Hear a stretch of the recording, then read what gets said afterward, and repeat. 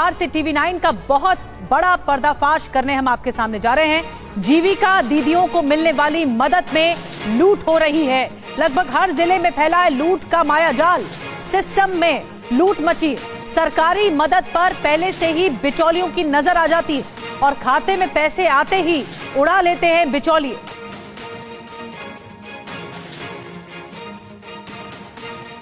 और सबसे पहले आपको हम बताते हैं कि बिहार के मुजफ्फरपुर की स्थिति इस वक्त क्या है। ये स्थिति कैसे है अब आपको बताते हैं। कैसे यहाँ सरकार का पैसा उड़ा दिया जाता है। सरकार तो मदद कर रही है लेकिन पैसा पहुंच नहीं रहा, मदद पहुंच नहीं रही ठीक से। आखिर कैसे लूट का सिस्टम काम करता है आपको बताते हैं। जरूरत के लिए महिलाएं लोन लेती हैं। पहली बात, माइक्रो फाइनेंस कंपनियों से लोन लिया जाता है महिलाओं की ओर से। पहला लोन चुकाने के लिए नया लोन लेती हैं। सरकार से मिले पैसे पर लोन कंपनियों की नजर होती है। सरकार से मिले 10,000 खाते से कटने का डर होता है। पैसा आते ही रिकवरी एजेंट्स घर पहुंच जाते हैं रिकवरी करने के लिए।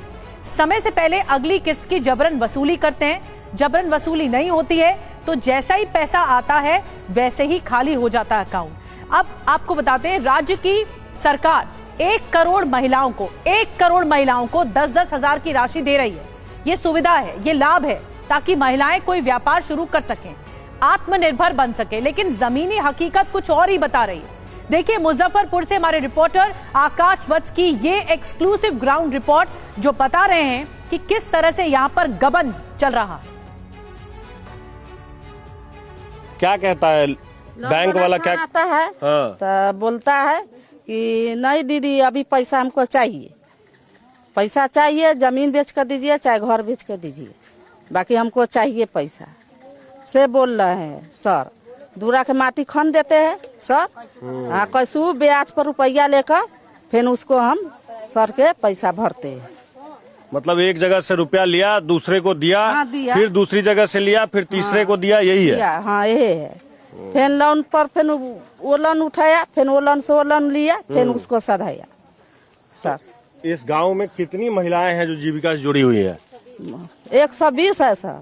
120 महिलाएं? हाँ सब महिला है। तो सबके साथ ऐसी ही दिक्कत है? हाँ ऐसी दिक्कत है सबके साथ, ये दिक्कत है। ऐसा तो नहीं कि सिर्फ ये दिक्कत? दीदी का कम जाता है हाँ। तो हम भरते हैं, वो दीदी का कम जाता है तो वो भरते हैं। तो हम लोग सोचते हैं कि जब जीविका में जुड़ गए तो हम लोग ये में से लेंगे, ये में देंगे, लेन देन करेंगे, बाहर वाला से नहीं लेंगे। अब बाहर वाला सोचता है कि जहाँ से दीजिए 1 रुपया कम नहीं लेंगे, इसीलिए हम लोग सोचते हैं कि समूह से लेंगे, समूह में साथ। अच्छा, आप लोग समूह से ही पैसा निकालते हैं और फिर बैंक वाले को लोन के लिए दे देते हैं? हाँ। कर्ज में डूबे हुए हैं तो कर्ज वाला को देंगे। मिस किए हुए हैं कर्ज लेकर तो वो ब्याज नहीं चुका पा रहे, नहीं चल रहा है तो क्या करेंगे? नया बिजनेस कहाँ से शुरू होगा, उसी को चुकाना पड़ेगा। आप जीविका से जुड़ी हुई है, आपने भी लोन लिया है? प्राइवेट लोन लिया है। तो प्राइवेट लोन लेने की क्या जरूरत पड़ रही? मजबूरी आ गया तो लेना ही ना पड़ेगा सर। टाइम से तो वहाँ नहीं ना मिलता है जीविका वाला में लोन। अब मजबूरी आ गया, अब हमको अभी मजबूरी है, अभी तो जीविका में नहीं मिल सकता है तो मजबूरी के कारण तो हम लेवे ना करेंगे। तो लिए हुए हैं तो कैसे करके तो टाइम से नहीं पड़ता, नहीं होगा तो किसी से लेके या कर्जा कारे या कोई सामान हो तो बेच के तो उसमें तो भरना ही पड़ता है। ऐसा भी होता है कि लोगों को सामान बेच कर देना पड़ता है? मजबूरी होता है, ऐसा ही मजबूरी हो जाता है। सर आएंगे तो कहेंगे अब हम लेके ही जाएंगे यहाँ से पैसा, आप जहाँ से भी हो तहाँ से दीजिए, तो कहाँ से लाएंगे? बहुत प्राइवेट लोन ले लेता है आदमी पर 2-2 लाख रुपया यदि जीविका में देवे तो 4 गो लोन तो आदमी नहीं लेगा। इसमें तो 1-2 दिन बीच का भी लोन भर देगा जीविका वाला में। वो में तो 7 के या 15 के चाहे 10 के टाइम में भी टाइम भरेगा, नहीं रहेगा पैसा तो आदमी तो कर्जा कार का भी भरेगा। 1 महीना बाद होगा तो मुझे अभी चाहिए, बाद में नहीं, आज ही चाहिए। पिछले वाला भी और अभी वाला कितना ले ली तो सिलेंडर बेच के दी है किस्ती, घर में से सिलेंडर निकाल के सर बकरी पोसी हुई थी, बकरी बेच के उसको किस्ती भरा। आपके ऊपर भी कर्जा है? चलिए भैया चलिए। औरतों का कर्जा से बड़ बीमारी से तबाह हती है। कथी करू, होश होबे न करे, होश होबे न करे।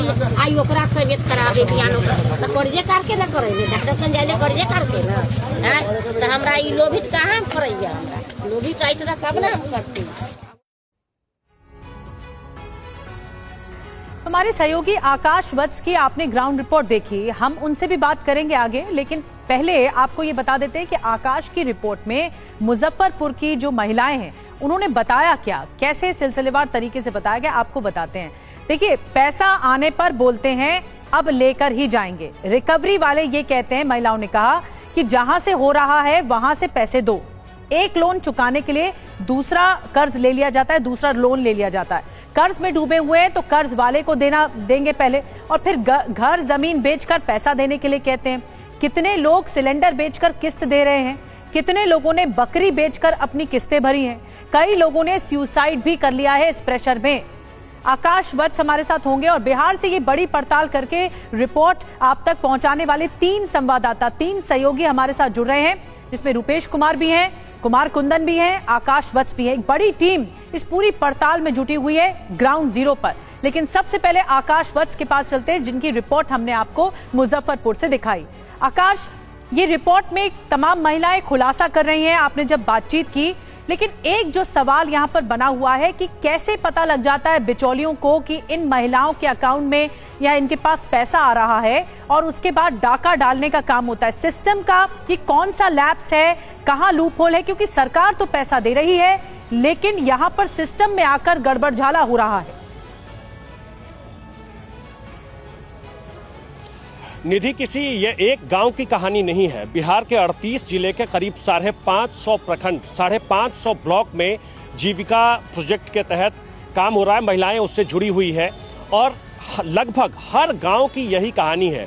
ये किसी एक गांव में, एक मोहल्ले में ऐसी महिलाएं आपको नहीं मिलेंगी जो इस तरीके से कर्ज में दबी हुई है। जब महिलाएं सबसे पहले जीविका से पैसा लेती हैं और उसके बाद जब वो पैसा खर्च हो जाता है वो नहीं चुका पाती हैं, फिर इसके बाद ये पूरा का पूरा जो गड़बड़ झाला है, जिस तरीके से वो जाल में फंसती चली जाती हैं, वो इसके बाद फंसती हैं। एक लोन, दूसरा लोन, तीसरा लोन, चौथा लोन, और ये लोन इतना बड़ा हो चुका है कि अब तक बिहार सरकार के दस्तावेज के मुताबिक बिहार सरकार ने जो अब तक पैसे खर्च किए हैं जीविका के नाम पर, वो 47,000 करोड़ के आसपास है। जबकि माइक्रो फाइनेंस कंपनियां ने जो अब तक लोगों को कर्ज दिया है, महिलाओं को कर्ज दिया है, वो 50,000 करोड़ के आसपास है। इससे आप बहुत आसानी से इस बात का अंदाजा लगा सकते हैं, अनुमान लगा सकते हैं कि सरकार ने जितना पैसा खर्च किया उससे लगभग ज्यादा पैसा खर्च करके माइक्रो फाइनेंस कंपनियों ने इन महिलाओं को उस लोन के जाल में फंसा रखा है। अब इसके बाद होता यह है कि जैसे ही उनको लोन चुकाना होता है, वो एक एक करके पहुंचना शुरू करते हैं। जो रिकवरी एजेंट हैं वो गांव में पहुंचना शुरू कर देते हैं, और वो ऐसा नहीं है कि वो किसी फिक्स समय में आते हैं, वो रात के वक्त में आते हैं, वो दिन के वक्त में आते हैं।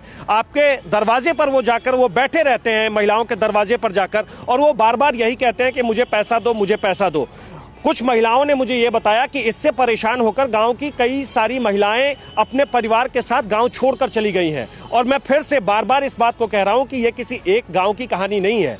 ये कहानी आपको अमूमन हर गांव में, हर मोहल्ले में ऐसी महिलाएं आपको मिलेंगी जो इस तरीके से परेशान हैं। अब वो महिलाएं इस तरह से परेशान हो चुकी हैं, ऐसे वो कर्ज में फंस गई हैं। किसी के ऊपर 50,000 का लोन है, किसी के ऊपर 5 लाख का लोन है, किसी के ऊपर 2 लाख रुपए का लोन है। लेकिन आज की स्थिति उनकी ये है कि वो घर कैसे चलाएंगे ये उनको सोचना है। उनके पति, उनके घर के जो बाकी सदस्य हैं, बाकी जो फैमिली मेंबर हैं, वो दिन में काम करते हैं तो रात के वक्त में उनका किसी तरीके से भोजन का जुगाड़ होता है। ऐसी महिलाएं भी हैं जिनके ऊपर 50,000, 1 लाख, 2 लाख रुपए का कर्ज है, और वो धीरे धीरे इस जाल में ऐसे फंस गई हैं, इस तरीके से इसमें पिसती चली जा रही हैं, जिससे अब वो सरकार से ये गुहार लगाने लगी हैं कि आप मुझे किसी तरीके से लोन माफ करवा दीजिए। जी